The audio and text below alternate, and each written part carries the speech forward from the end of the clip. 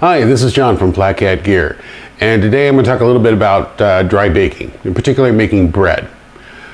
So one of the things that makes dry baking unique is you can get the temperatures high enough to brown the the science of browning bread, it's really rooted in what's called the Maillard reaction.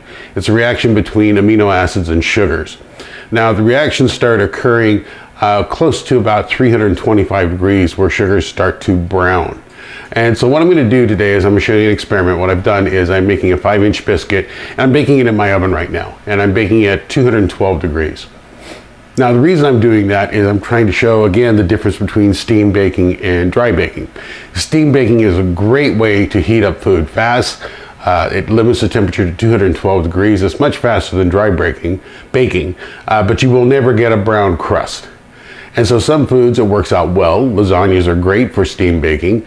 For dry baking, anything that you want a crust over, you do need to get the temperature up. So what I've done is I'm baking a muffin at 212 degrees, and I'm going to show it to you, and it's going to be pasty white, typical of a steam baked good.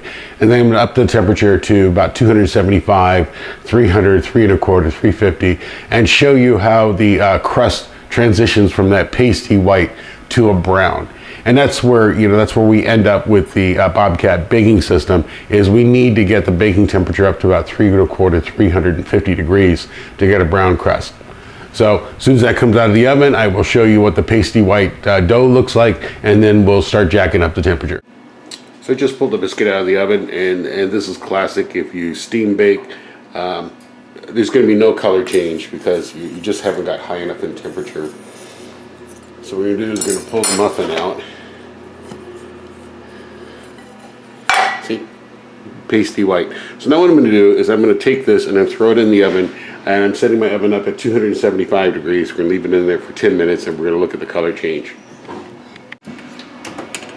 We're at 275, and you can see it's still pretty white, so we're going to go up to 300 degrees.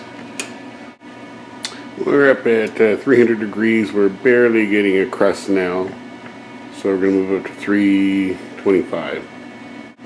Is that 325?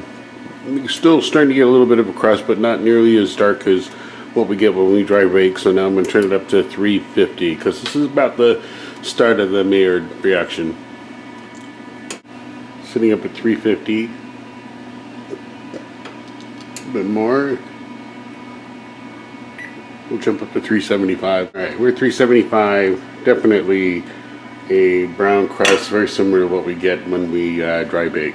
So I guess when we dry bake, we're running around 350 to 375 as a baking temperature. Come visit us at www.flatcatgear.com.